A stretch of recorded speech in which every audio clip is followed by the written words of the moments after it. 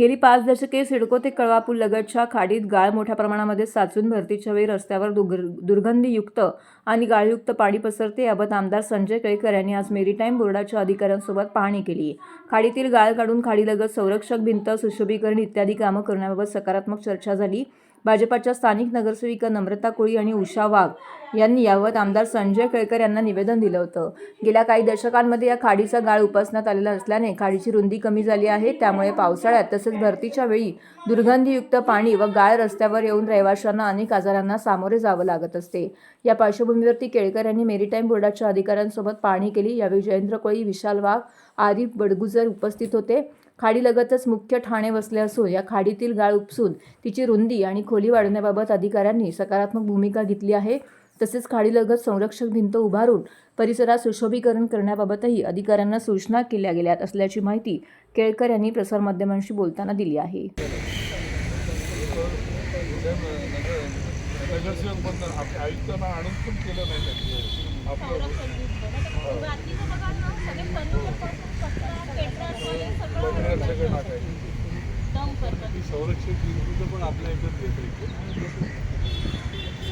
आज आम्ही इकडे ही जी खाडी आहे, ही खाडी ही ठाण्याची पूर्वीपासूनची शान आहे. कारण खाडीच्या भोवतीच ठाणे मध्यवर्ती ठिकाणी बसलेलं आहे. त्याच्यामुळे या खाडीमध्ये अनेक वर्ष म्हणजे 40-50 वर्षात तरी गाळ काढला नसेल अशा प्रकारची आमची माहिती आहे. आणि त्याच्यामुळे आमचे ही नम्रता कोळीने पण मला पत्र दिलं, जयेंद्र कोळीने दिलं. या दोन्ही नगरसेविका आता बरोबर आहेत, उषाताई वाघ आणि नम्रता. तर या ठिकाणी हा गाळ काढणं ही अत्यंत गरजेची गोष्ट झालेली आहे. या खाडीचा गाळ जर काढला तर खोली पण वाढेल आणि भरती ओटीच्या वेळेला ओटीला ह्या बघा ना, आपण सगळं बघतोय की इकडे एवढ्या मोठ्या प्रमाणामध्ये चिखल येऊन साचतो आणि आरोग्यालाही तो धोका आहे. आणि अशा प्रकारे हा जो चिखल येतो त्याच्यामुळे खाडी देखील अडली जाते. आणि त्याच्यामुळे मेरीटाईम बोर्डाच्या अधिकाऱ्यांना आम्ही आज बोलवलं आणि त्यांच्या उपस्थितीत ही सगळी पाहणी केली. हे निश्चित आहे की हा गाळ काढण्याचा कार्यक्रम हा मोठ्या प्रमाणावर घेतला जाणार आहे. परंतु त्याची पाहणी करून त्या कशा पद्धतीने ते काढायचं हे सगळं त्यांनी तयार करायचं ठरवलं आहे. आणि त्याच्यानंतर या खाडीतला गाळ जो आहे तो काढण्याचा कार्यक्रम सुरू होईल.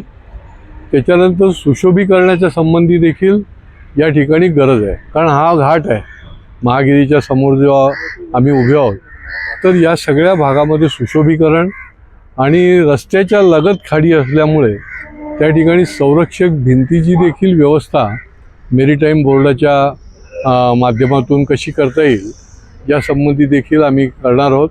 परंतु हा गाळ काढण्याचं काम, ही खाडी अधिक खोल करण्याचं काम जे आहे ते पुढच्या काही काळामध्ये निश्चितपणे सुरू होईल.